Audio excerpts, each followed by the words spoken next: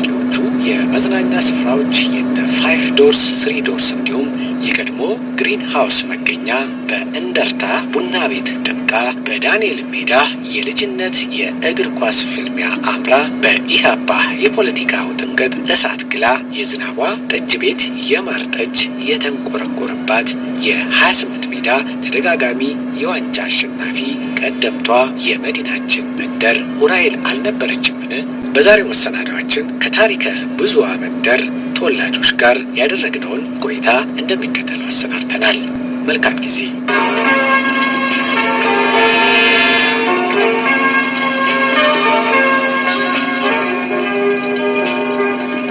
አጋፋሪ አፈወርቅ ኃይሌ እባላለሁ።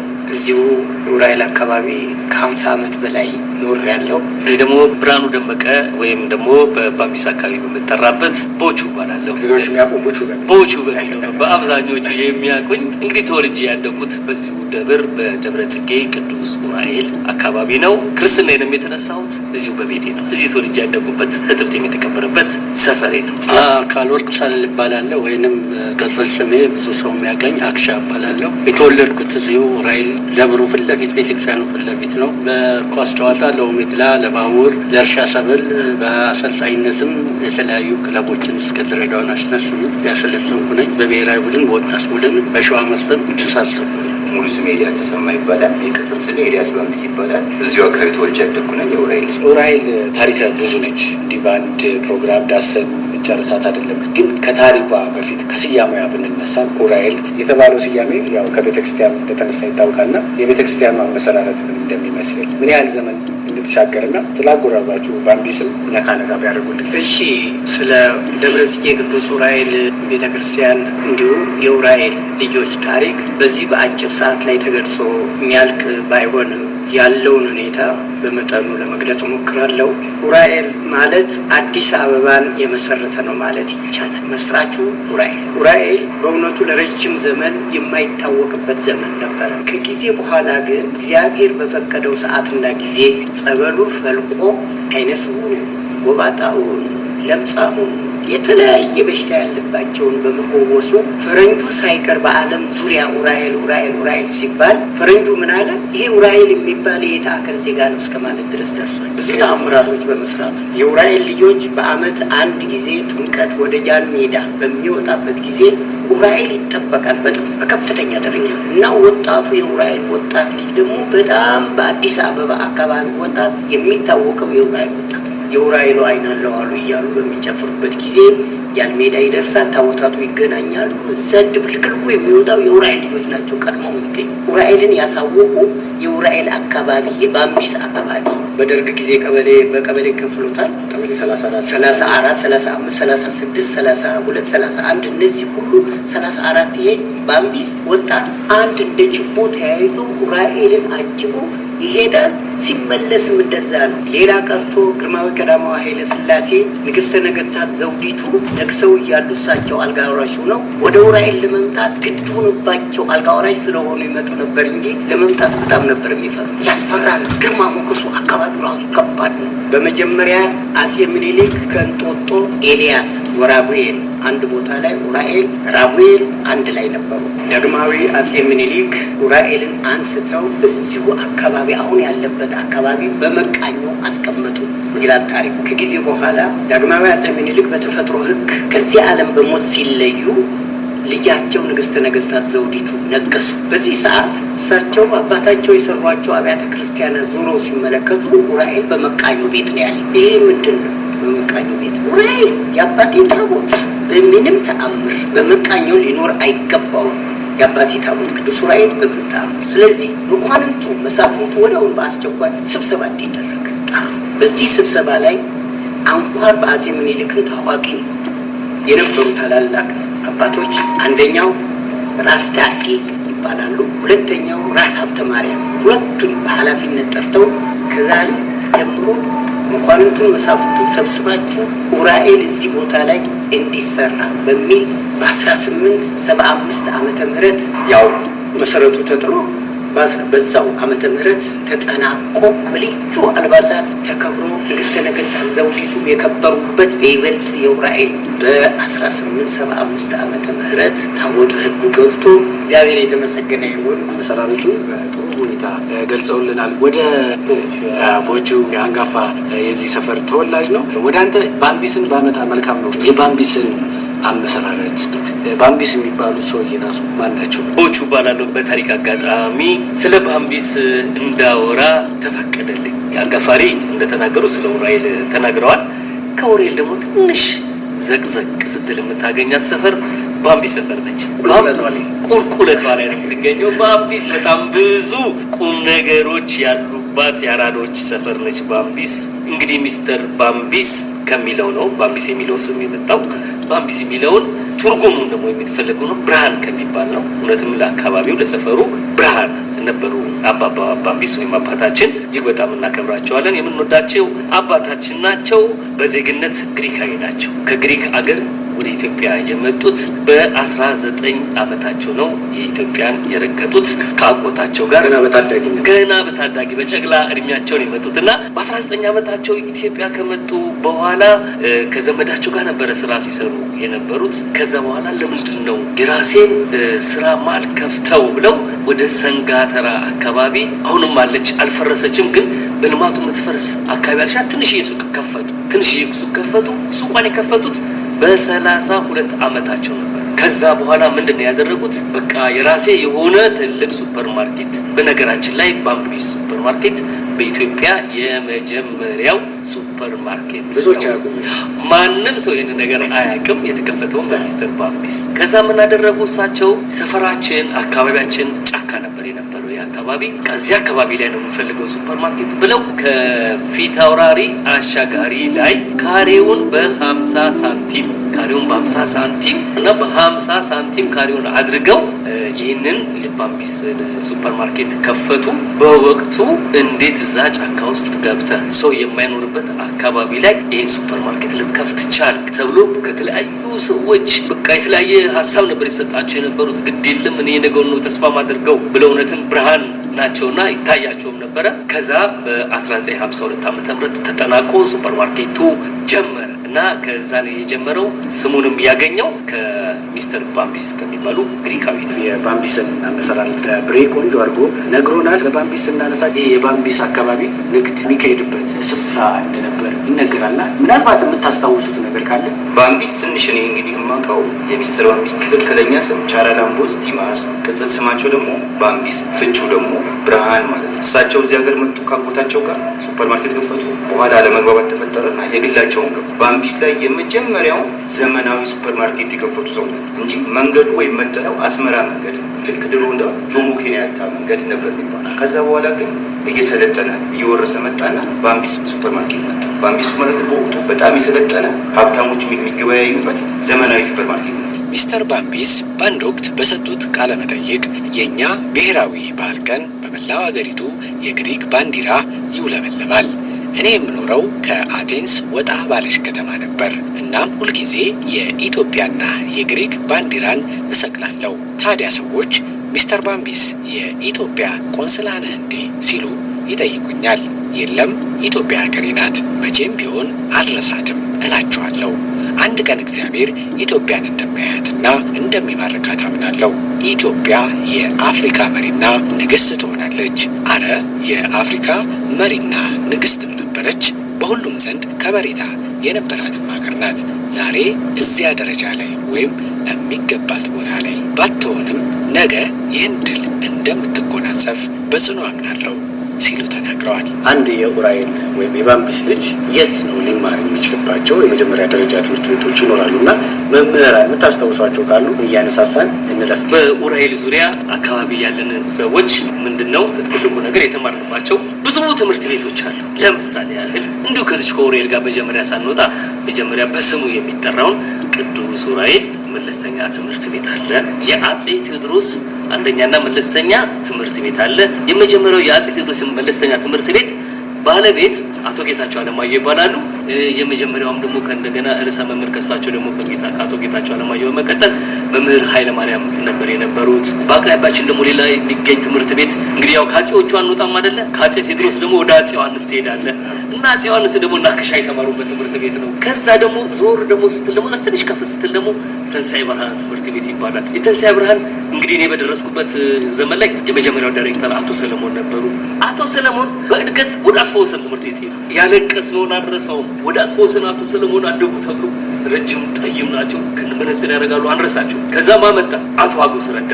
አቶ ሀጎስ ረዳ አጥር ያሉ ደረብ ያሉ ቤታቸውም እዛው ተንሳኤ ብርሃን ትምህርት ቤት አካባቢ የነበሩ የኡራኤል የካሳንጊስ ልጅ ደግሞ ሌላም ደግሞ ልቤ ፋና የሚባል ትምህርት ቤት እና እነዚህ በሙሉ ይማሩ የነበሩት የባቢስ ኡራኤል ካሳንጊስ ልጆች በሙሉ ከዚህ ትምህርት ቤት ይወጣ የለም። ከአፄ ቴዎድሮስ ትምህርት ቤት አንጋፋ መምህራን መካከል አንዱ የሂሳቡ ሊቅ የነበረው መምህር የሺጥላ። ይህንን ፕሮግራም ለምትከታተሉ መምህር የሺጥላውን በሕይወት አሉ። የሺጥላ ወዳጁ ይባላሉ።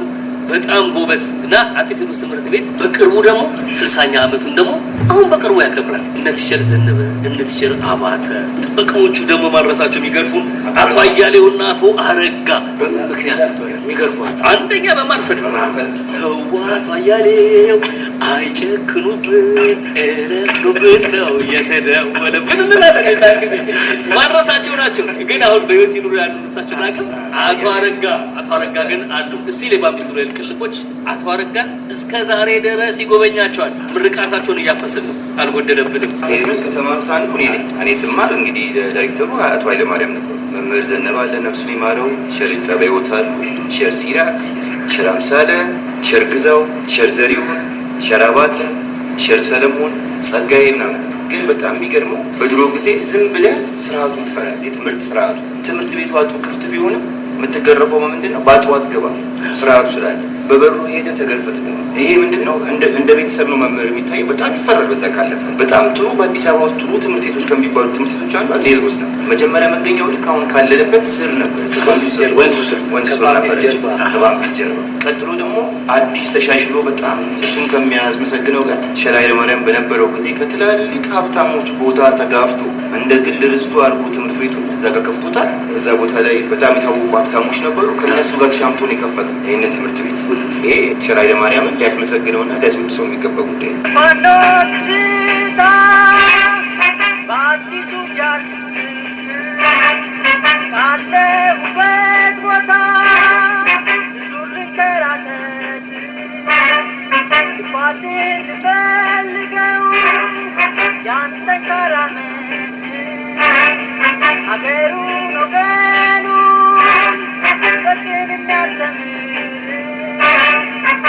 የባምቢስ ልጆች ያው ስቴዲየም አካባቢ ሄደው ሳይክል ይዞ የመምጣት ነገር ቀበናና ቡልቡላ ላይ የዋና ትዝታ እንዳላቸው በደንብ ይነሳል። እሺ እንግዲህ ድሮ እዚህ ከፍተኛ የብስክሌት ውድድር ይካሄድ ነበረ ባምቢስ ላይ። የዛን ጊዜ የነበሩ ከነ ኃይሉ ፋና በፊት እነ ዘርዓ አጋብር፣ እነ ሙሴ ዮሐንስ፣ እነ ዳዊት፣ እነ አየለ፣ እነ በትረ ምናምን የተባሉ ጠንካራ ብስክሌተኞች ነበሩ የነበሩት። ያ ፉክክር በጣም ከባድ ነበረ። በክለብ ደረጃ እነ መብራት ኃይል፣ እነ ጦሩ፣ እነ እርሻ ሰብል፣ ሌሎችም እንደዚህ ክለቦች አሉ እና ብስክሌት ውድድር የሚካሄድበት አካባቢ ነበር ይሄ ስራ እና በወቅቱ ሻምፒዮን ሙሴ ዮሐንስን ሙሴ ነጠነጠ ተቅማጥ አስቀመጠው ይባል ነበረ። ግን ያቺ ብስክሌት ካለፈች በኋላ የባምቢስ ኡራኤል ልጅ ወደ ስታዲየም ዙሪያ ነው የሚሰማራው። ስታዲየም ዙሪያ ላይ ሄዶ የዛ ስሜቱ ስላለ ያ ስሜቱ የስታዲየም ዙሪያ ሄዶ የተወሰነ ብስክሌት ዞር ትልና ከዛ ምንድን ነው የምታደርገው? ብስክሌትን ይዘህ ትነካለህ። ያው የፈዘዘ ደግሞ ካለ ያስይዛል። ሌሎቹ ደግሞ ብስክሌት ሰርቀው እዚህ ሰፈር ይዘው ይመጣሉ። የተወሰነ ጊዜ ይነዳሉ። እያንዳንዱ ይለማመድበታል፣ ይልበታል። የተያዝክ ቀን ግን ተመልሰህ ብስክሌትን ታስረክባለህ። ቤተሰብም ያንን ብስክሌት ደብቀህ ነው እንጂ ቤት ካስገባህማ የመጨረሻ ዱላ ነበር የነበረብህ። ሌላ ደግሞ ሳይክል አከራዮች ታምራት በላቸው አያሌው ራሱ ሳይክል ከካናዳ አያሌው መንዚውም ነበረ። ሌላው ደግሞ የምናሳልፈው ቀበናና ቡልቡላ የሚገናኙበት ቦታ አለ። የምንዋኘው የት ነው መሰለህ? ቀበና ወንዝ እንዋኛለን። ቀበና ዋኝተህ ከዛ ደግሞ ስትወጣ ደግሞ ካሮትህንም አጥበህ ቀበኛ ዋኝተህ በትልቅ ፌስታል ካሮት ሙሉ ተሰጥቶ ቤት ግን ይዘው አገባም ጫካ ደብቀህ ለቅዳሜ መደባለቢያ ነው የምታደርገው ያንን ካሮት። ከዛ በኋላ ነጭ ሆነ ትወጣ የለ ኡራኤል ጋር ኪዳኔ ዘይት ቤት የሚባል ዘይት የነበረው 15 ሳንቲ 10 ሳንቲ ነው። ከዛ ከቤት ስንት ነው እና ሊትሩ 1 ብር ከ5 ሳንቲ 1 ብር ምናምን ነገር ነው። ከዛ በኋላ ያንን ዘይት ምን ይደረጋል? ሄድና ጠይም ልጅ ናት አረሳት ኪዳኔ ዘይት አዎ እና ዘይት ጠይቁ ተብለን ነው ብለን የሱ ወሲውን የለ ወለሉን እንቅብስብስና ግን ያንን ዘይት ተቀባና የኔ ያስፎግራል። አቤት ቀበና ነጭ ነው የምታረገው ስትወጣ የኔ ያስፎግራል ያንተ ያስፎግራል ነው ነገር ተባለ። ከዛ በኋላ ትመጣለህ ወደ ቤተሰብ ትቀላቀላለህ። የልጅነት ጊዜ አይነገርም።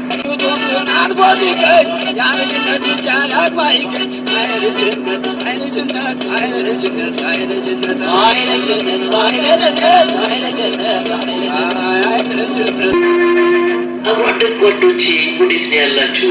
በምናቤ ፈረስ እየፈለኳችሁ ያን ጊዜ ልጅነት የጊዜ ጨዋታ ስንራገጥ ውለን ከጠዋት እስከ ማታ እንጠጣ ነበር። እሱና ሻሜታ እጅግ ብዙ ነበራችሁ። እናማ ጓዶቼ ወዴት ነው ያላችሁ? ባምቢስ ጋር በወጣ ባምቢስ አጣዋችሁ። ደቦጭ ሜዳ ብሄድ ሜዳውም የለም እናንተም የላችሁ። ለኔ ለምስኪኑ ትዝታ ይሆናችሁ።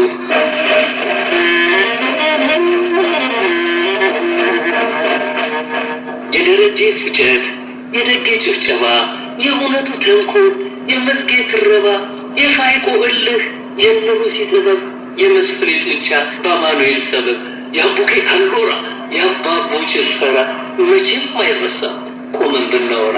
እናማ ጓዶቼ እረ ወዴት ናችሁ?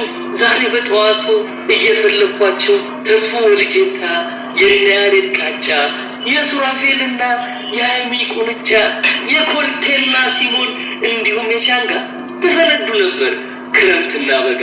እናማ ጓዶቼ እረ ወዴት ናችሁ? ለካስ በህልሜ ነው የምፈልጋችሁ ይላል እና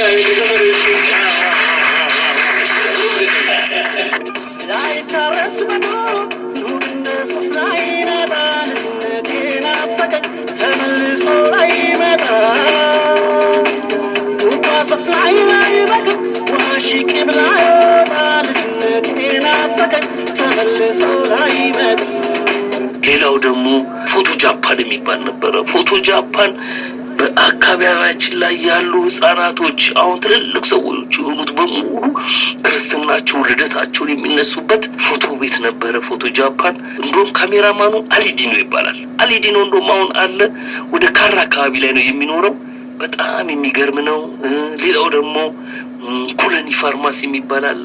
ኩነኒ ፋርማሲ በጣም ታዋቂ ፋርማሲ ነበር የነበረው። በድሮ በሬዲዮ ይነገር ነበረ። የመድኃኒት ቤት ተረኞች የውድለት ይባልና ሁሉም ፋርማሲ ስለሚዘጋ ተረኞች አሉ። የዛ ሰዓት ላይ ኩነኒ ፋርማሲ አድራሻ ባምቢስ ሲባል አቤት ደስታችን! ልክ የራሳችን ያህል አድርገን ነበረ የምንቆጥረውና በጣም ብዙ ትዝታ አለ። እዛው ደግሞ መደዳው ላይ ደግሞ ባልትና ቤቶች አሉ። እነዚህ ባልትና ቤቶች አቤት ምግባቸው ሲሸት በቃ እኛ በዛ ጋር ሆዳችን ልውስ ነው። መቼ ነው ትልቅ ስንሆን እዚህ ገብተን የምንበላው ምናምን እያለን በቃ ብዙ ነገር ነው ያለው።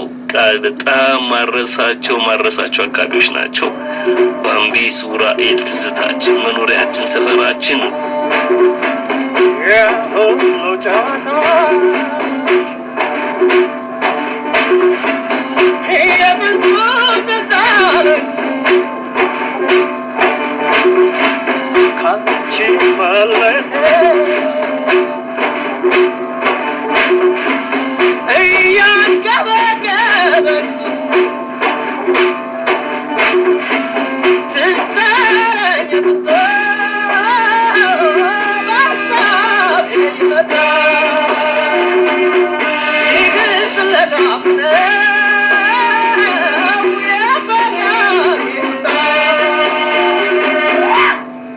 በዚህ አካባቢ ይገኝ አንድ ድልድይ አለና እንደው በታዋቂው የባህል ድምፃዊ በሰማይም በለው እንደተሰየመ ይታወቃልና ድልድዩንም እንነካካ ስጋ ቤቶችም እንዳሉ እየነገርከኝ ነው። ብሬ ወደ ቀጣዩ ሀሳብ ነው። ድልድዩ እንዲመሰለ በፊት ከኦሎምፒያ ቁረት ወደ ባምቢስ እንደስትመጣ በቃ እንደዚህ ቀደል ሰማኝና አንድ ጓደኛም ከዛ አስፋልት ይመጣሉ።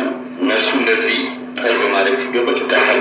ከተመጣው እዛ ያች ቦታ ዳገት ሆና ከፍ ትላለች፣ ያቀዘቅዛል። ቀጥታ ገቡና በአምስት ውስጥ ድልድይ ውስጥ ገቡ ማለት ነው። አምስተኛ ሰማኝ በዛ የተወሰነ ታስረውታል። በዛ የተነሳ ሰማኝ ድልድይ ተብላቀረች እና ሰማኝ ድልድይ የተባለችው ከዛ መጡ ተገለበጡ። ያኛው ዘው ውስጥ ሞታል። ሰማኝ ወጣ ብሎ ህግ ጠየቀው። በዛ የተነሳ ሰማኝ ድልድይ ተባለ። ከርቧ ግን ከባድ ስለነበረ አሁን እንኳን ትንሽ ይሻላል እንጂ የበፊቱ ከርቡ መቀነሻ ያለው ከፍ ብሏል። ከባድ ነበር የነበረችው። ሰማይ ብቻ አይደለም እዚህ ድልድይ ውስጥ እኮ ቦቴ ገብቷል። አካባቢ ነዷል፣ በእሳት ነዷል እኮ ሰፈራችን። እኛ እኮ በማቄት ጨርጋ የረጠ ጠንክ ቤታችን ወተን ጠፍተናልና ብዙ መኪኖች ናቸው በአምስት ድልድይ ውስጥ የገቡትና ሰማይ ብቻ አይደለም።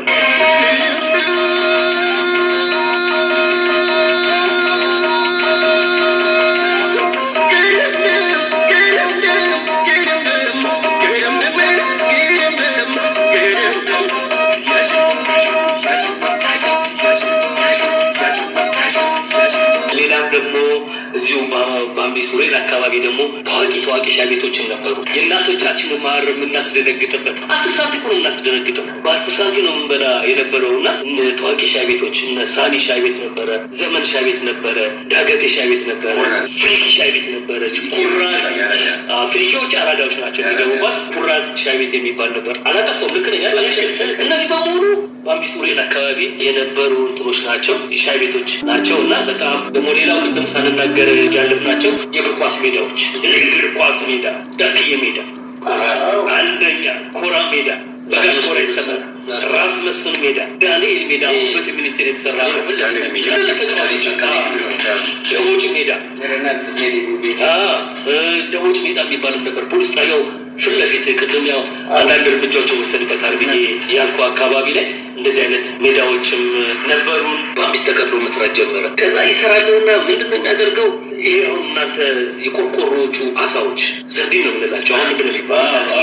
ቱና ምናምን ነገር ነው የሚባለው። ይመጣልና ከባምቢስ በጀርባ ውስጥ እየሰራ ያረጋትና ይመጣና እዛ ከባምቢስ ጀርባ ጫካ ውስጥ ይደብቃል። እያመጣ ይደብቃል እየተመላለሰ እና ቁጭ የለም። ተንኮለኛ ነበር ብሎ በልጅ እንደዚህ ይህ ሰው የምንድን ነው በየአምስት ደቂቃ የሚያመላልሰው? በልጅነት አእምሮ ነው የምነግርህ። አታምነኝም? ከመቶ ሰርዲን ወይ ቆርቆሮ ሰርዲን ያሳው በሌሉ አመቱ እዛ ጋር የከመረው ሳየው ብዙ በእኔ መሸትም አልችለው። አንድ የሰፈራችን አማራ ጎን አፍሮ የሚባል ልጅ አለ። ከዛ በኋላ ና ብዬ ጠራሁትና ይህ ነገር አለ ምናምን ነገር ብዬ ለእኔ ስል ከሩቅ ሲመጣ አየነው። ቆይ ያለ እዛች ላይ 100 ላይ 2 ጨመረባትና 102 አደረሰው። ሰርዲኑ እኮ እሱ ዞር ሲልልን እኛም ሰርዲኑን ይዘን ሄደን ለእያንዳንዱ የሰፈሮች ተከፋፈለ። 3 ምናምን ነገር ያለ ዋና ቆማ ልጅነት አለ አይደለም። ያንን ሰርዲን አገኘን ብለን ስንጠጣ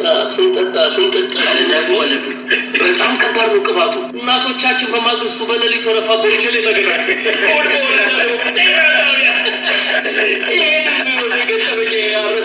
ዛሬ ያ ልጅ እቺን ከሰማት እኔ ነኝ የሰረኩ አፉ በለው ይበልልኝ። ለምለማው መስቃዬ ቦት ብለን ስንበላይ ሆዳችን ሲከሰር ባሸቶ ባቄላ ቀን ያልፍና ማታ ባየሩ ወፎች ያፏችሁ ሰማይ ሲበሩ ያልጅነት በጊዜያት ደስ ማለት ያልጅነት በጊዜያት ደስ ማለት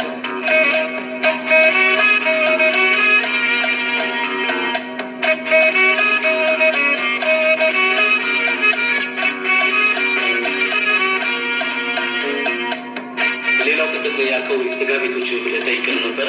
ኡሬል አካባቢ ላይ በጣም ታዋቂ ስጋ ቤቶች ከነበሩት አንዱ እና ዋነኛው እነሱም ቅድም ተናግረውታል፣ ከበደ ስጋ ቤት ነው። ከበደ ስጋ ቤት ነበረ። ፍቃዱ ስጋ ቤት የሚባል ነበረ። ከእነሱ በኋላ ተካ ስጋ ቤት የሚባል መጥቶ ነበረ። ተካ ስጋ ቤት እኮ ጾም ላይ ከፍቶ አንድ የሳቱ ነሳበት ነበር። አባቶቻችን ኡሬል እኮ ቀላል እንትን አይደለም። በሙዳሌ ጾም አካባቢ ከፈተና ከዛ በኋላ ተው ሲሉት አልሰማሁም። እኩለ ጾም ሳይመጣ ቤቱ ነዷል። በጨጓራ ደግሞ የታወቁ ቦጌ ጨጓራ ናቸው። ቦጌ ጨጓራ ክትፎ ብሎ ያልበላ የውራይ ልጅ የለም። የተባተባቸው ስረሳቸው እንደ ታዲሽን ፍለው ደግሞ የተለያየናት ቋለች ፍለሽም አለች።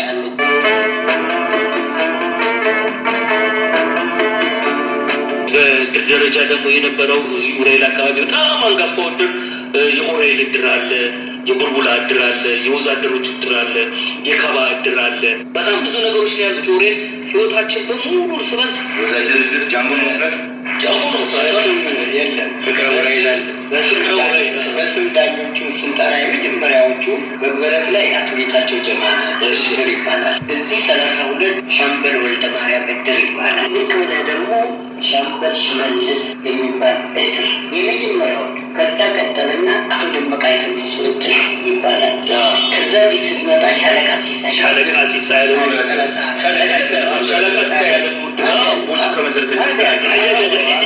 አባቶቻችን ባፈሳት የተመሰረቱ እነዚህ እድር ነበሩ። በጣም የማረሰው ነገር የአባባ ደቦች አሟሟት ነበር። አባባ ደቦች የእድራችን ጥሩምባ ነፊ ነበር የነበሩት። ጠቆር ያሉ አጭር ደንደን ያሉ ሰውዬ ነበሩና ዝናቧ ጠጅ ቤት ሄደው ጠጃቸውን ጥግብ ብሎ መጥተው ዳማከሴ ይቆርጣሉ ብለው ወደ ወንዝ ወርደው ለምች መድኃኒት ጅበላቸው። ከዛ እዛ ወድቀው በማግስቱ መንግስቱ ተሾመና ያሬድ ታደሰ የሚባሉ የሰፈራችን ህፃናቶች እዛ ወንዝ ለወንዝ በየፍለጋ ሄደው አባባ ደቦችን ጅበልቷቸው አገኟቸው። ከዛ ሰፈሩ በቃ ተቃወጠ። ደቦች ጅብ ተበላ ተባለ። በቃ እና አባባ ደቦች እንደውም ይተረትባቸዋል። በአካባቢያችን ያሉ እናቶች ምናምን ነገር ትንሽ መሸት አድርገን ስንበላ ነገር ያለው ደቦችን የበላ ጅብ እንዳይበላ እየተባለ በቃ በኡራኤል ምድር ብቸኛ በጅብ የተበሉት አባባ ደቦች ናቸው። እሳቸው የሚረሱ ሰው አይደሉም።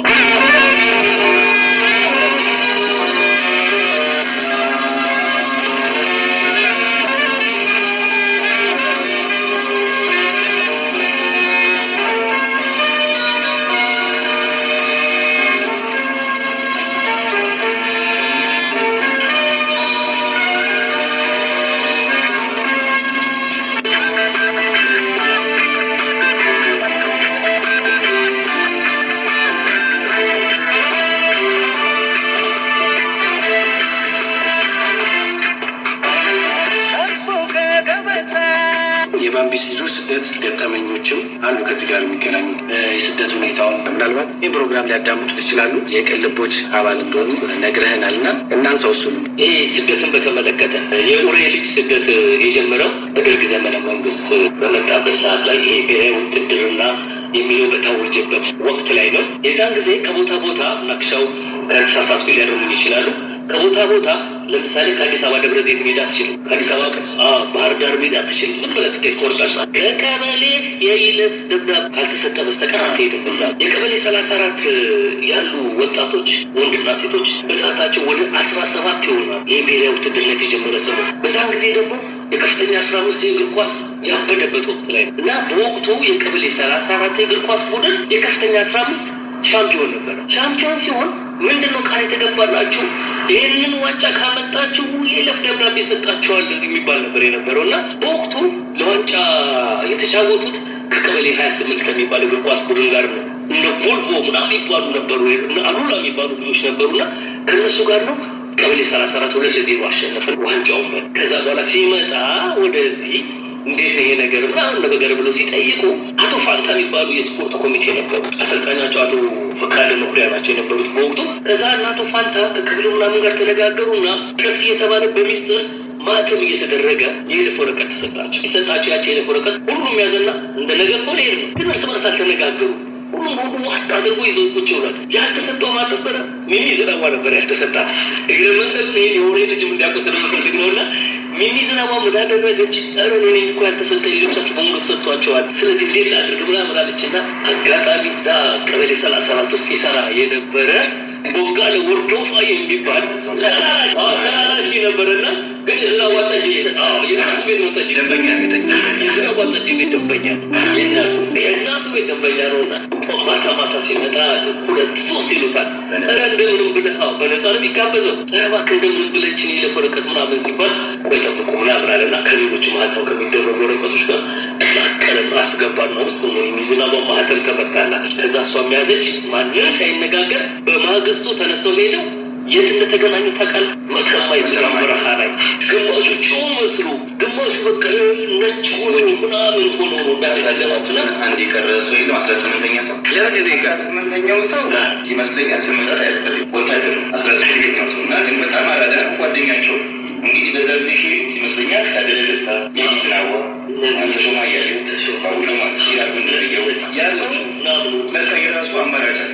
ስለዚህ ወረራ አለና እናንተ ይወረራ ያው በየጊዜው ይነጋገራል። ስፔሻሊ ይበልጥ ለምን እናንተ ጓደኛ እናንተ ወራይ ነው የሚሄድበት ሄዳለዋል። ከዛ እነሱ መተማ ተገናኙ። ከመተማ ሱዳን ገቡ።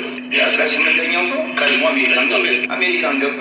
ለመምጣትም ደግሞ ቀድሞ መጡ ነው ያው ነገሮች ተበሻሹና መጣ። አሁን ማለት በጣም ከባድ ሰው ነው።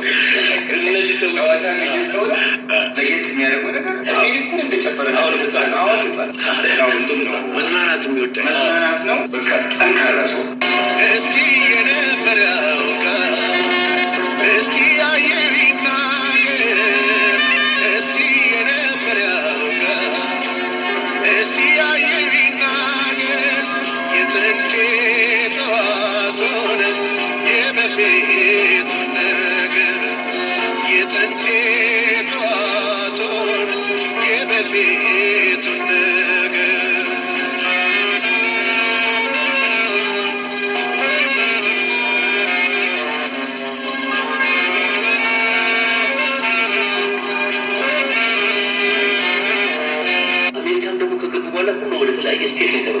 ከተበታተኑ በኋላ የሚገናኙበት መንገድ አልነበረም። በኋላ ምን ተፈጠረላቸው? አሁን የባምቢስ ኡራኤል ቅልቦች መጣ። የባምቢስ ኡራኤል ቅልቦች አድራሻቸውን እየፈለገ አንዱን ከአንዱ ጋር እንዲገናኝ የተረሳሱትን ሁሉ እንዲገናኝ ያደረገ። ዛሬ የባምቢስ ኡራኤል ቅልቦች አባል ናቸው፣ በሙሉ አባል ናቸው። በአካባቢያችን ላይ ለሚገኙ ቀበሌ 34፣ 35፣ 36፣ 32፣ 13 የሚለየው አካባቢ ላይ የለም። ችግረኛ አለ በተባለበት ፈጥኖ የሚደርሱ የሰፈራችን ልጆች ዛሬ ነው እንጂ ገንዘባቸው ልባቸው እዚህ ነው። በጣም ይገርሙ። ይህን አጋጣሚ ተጠቅመን ደግሞ እኔና ቡት ሲመሰረት ይሄ 17 ቁጥር አይለቀንም ማለት ነው። የባምቢስ ኡራኤል ክልቦችንም ሲቋቋም እኛ እንግዲህ ተጠፋፋን። ልማት ያስነሳሃል። በኋላ የኡራኤል ታቦት ካዴት የትኑ የኡራኤል ታቦት ካልሸኘ ካላስገባ ላይኖር ሰላም አታገኝ። በኋላ እዚህ እንዴት ሺህ ተገናኙ ስንቆጠር በዛውት ለሰው ነው ያለው ወደ እሳቸውን ይማር 17ቱን አቋቋሙ። አሁንም 17 ቁጥር አልደቀንም ማለት 17ቱን አቋቋሙ ነውና እንዴት እንደምናደርግ ዘዴዎች ተፈጠሩ። ተወያየን። አካባቢ ሰዎች እንረዳበታል። አሁን ያ ማህበር ጠንካራ ሆኖ ከሱዲን አይመላሉ። በጣም ይገርማል። ትንሽ እኔ ከወረቀቱ ጋር ይፋለኝ 99 በመቶ ያንድ ቀበሌ ውጭ ሆነ እዚህ ነው እና ትንሽ አጎራባች ቀበሌ የባምቢስ ኡራኤል ቅልቦች ቅድም እንዳለው 17 ሆኖ ተመሰረተ። ሲመሰረት የባምቢስ ኡራኤል ቅልቦች የመሰረት ነው እኛ እርስ በርስ እንድንረዳዳበት አይደለም። በአካባቢያችን ላይ የሚገኙትን በኡራኤል አጥቢያ የሚገኙትን በሙሉ አቅመ ደካሞች፣ ችግረኞች፣ ታማሚዎችን የምንረዳበት ማህበር ነው። ይሄ ማህበር በነገራችን ላይ ይሄ ማህበር የአካባቢውን ብቻ አይደለም የሚረዳው። መቄዶንያ እኮ አንድ መስኮት አለን በስማችን። ሄደህ አንዷ መስኮት ብትከፍታት ባለፈው ጊዜ ሚዲያን ሸቱ መለስ ባዘጋጀው ፕሮግራም ላይ ቴሌቶን ላይ ባምቢስ ኡራኤል ለምንድነው መስኮት ማይኖረን እኛ ብለን መስኮት እዛ ላይ አሻራችንን አሳርፈናል። በገጌሶና አሻራችንን አሳርፈናል። በበጎ ስራ ላይ ብቻ የተሰማራ ይህ ማህበር ነው እና በአካባቢያችን ላይ የሚገኙ ችግረኞችን የሚረዳ ማህበር ነው። በተቋቋመ በአጭር አመት ውስጥ 5 ዓመት ባልሞላ ጊዜ ውስጥ ከ2 ሚሊዮን ብር በላይ በአካባቢያችን ላይ የሚገኙ ችግረኞችን ጎብኝቷል።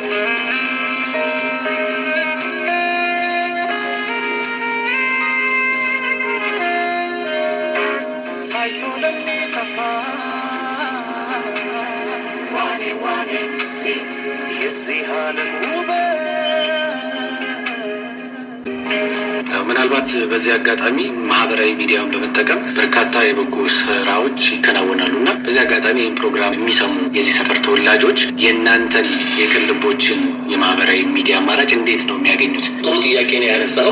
አሁንም እየመጡ ነው፣ ያልመጡትም ወደዚሁ እየመጡ ነው። ምንድነው የቴሌግራም ግሩፕ አለን። በስልክ ቁጥር መደወል ይችላሉ።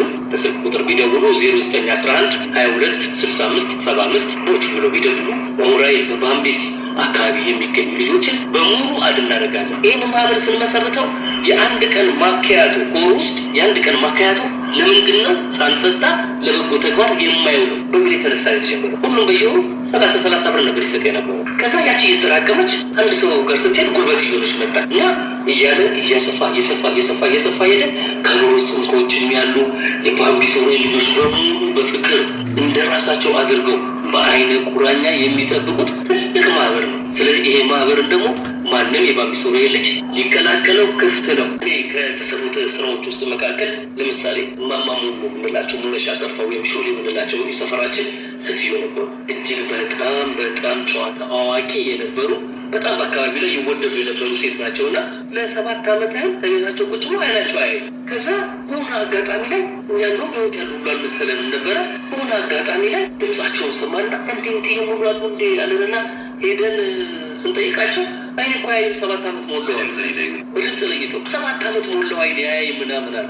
ታዲያ የባምቢሶሮ የልቅ ልቦች ምን ይሰራል ስራው አይደለ እንዴ በሉ አለና ወሰደና ምኒልክ ሕክምና ሲያደርግላቸው በጣም ቀላል ሕክምና ሞራል የደፈነው ሰው ብቻ ላይ አቅም ጉልበት የጠፋው ሰው ነው የጠፋውና ሄዶ ተገፎላቸው ሲመጣ የባምቢሶሮ የልቅ ልቦችን ያኑርልኝ ነው እንደዚህ ያደረገልኝ ብለው በቃ የመጨረሻ ደስታ በደስታ ነው የሆኑትና ረጅም ከዛ በኋላ ረጅም ጊዜ ኖረው በቅርብ ጊዜ ህይወታቸው ያለፈው።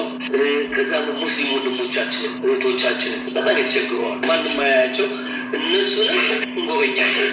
ሃይማኖት አለ እንዴት መሰለህ? አሁን እኔ እዚህ ሳስታውስ መንሰደው አጋጣሚ ሆነው በ3 የክርስትና እምነቶች ዘመን መለወጫ ገናና ፋሲካ እዛ ጋር ግን አሁን የሚፈልጉትን ነገር ከብት አርደን ምናምን ጥለን ብንሰጥ ሙስሊሞቹ ላይ ያገኙ። ስለዚህ ጥሬ ብሩ ነው የሚሰጠው። ሙስሊሞቹ 3 ዓመት ባል ያገኛል። በዛ አዳሩ ሰላም መኖራቸውን ነው የምን ከዚህ መሀል ደግሞ በአጋጣሚዎች ብሩ ተቀምጦ በባንክ አካውንት ያለው በራሱ አካውንት የሚገጥሙ ችግሮች አሉ። ምንድነው? ህመምተኞች ይመጣሉ።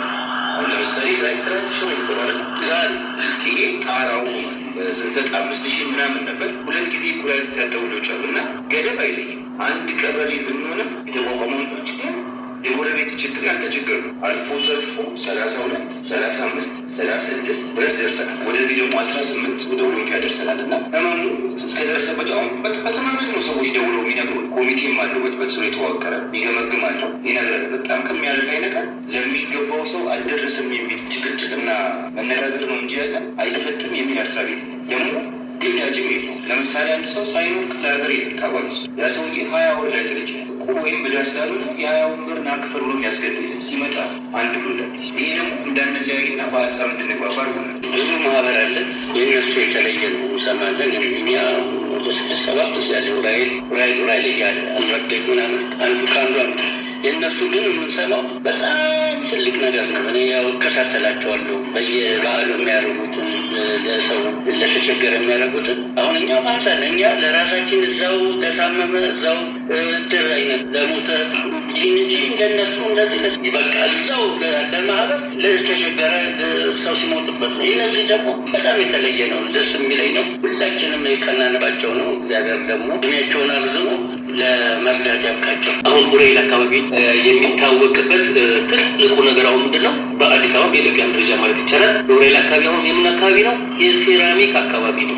ስለዚህ ሴራሚክ ኡራኤል አካባቢ ላይ በጣም ታዋቂ ሆኗል። ግን የመጀመሪያዋን ሴራሚክ ቤት ላስተዋወቃችሁ እፈልጋለሁ። በኡራኤል አካባቢ ላይ የመጀመሪያዋ ሴራሚክ ቤት የከፈተው በፍርዱ ካሬቶ ይባላል። እዚህ ኡራኤል ተወልዶ ያደገ ልጅ ነው። እኔም አስታውሳለሁ። የመርካቶ ታክሲ መያዣዋ መታጠፊያዋ ላይ ከዳሮቢ ፊት ለፊት ተሻገር አስፋልቶ እዛ ጋር ያለው ካሬቶ ቤትና የመጀመሪያ ቁጥር 1 ባለ ሴራሚኮች ይህን ነገር ልብ ልታደርጉ ስለምፈልግ ኢሳያስ ማስታወቂያን ረስተናል። ኢሳያስ ማስታወቂያ ኢሳያስ ብቻ ዳቦ ቤቱን ረስተን ጉዳቸው ከነ ዳቦ እኔ በደረስኩት በእኔ እድሜ በአንድ ብር 10 ዳቦ ነበር የምንገዛው።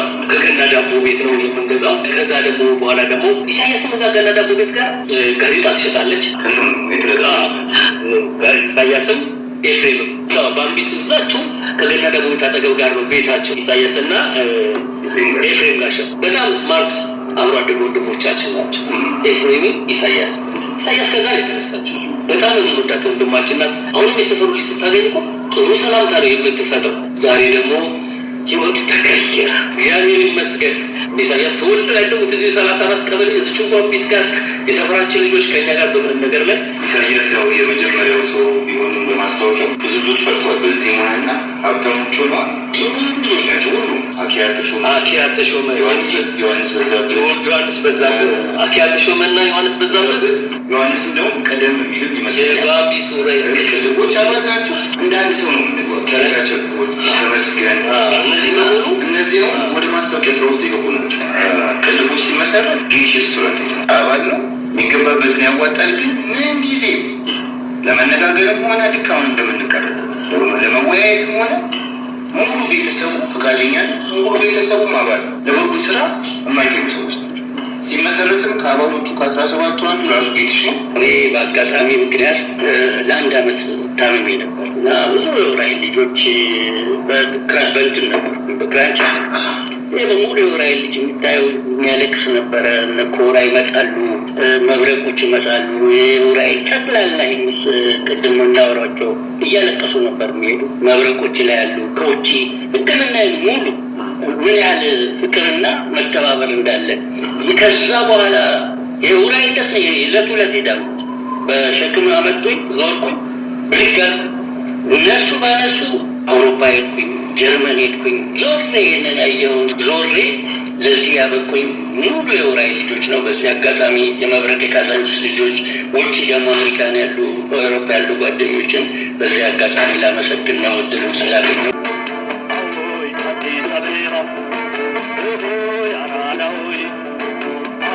Addis Abeba,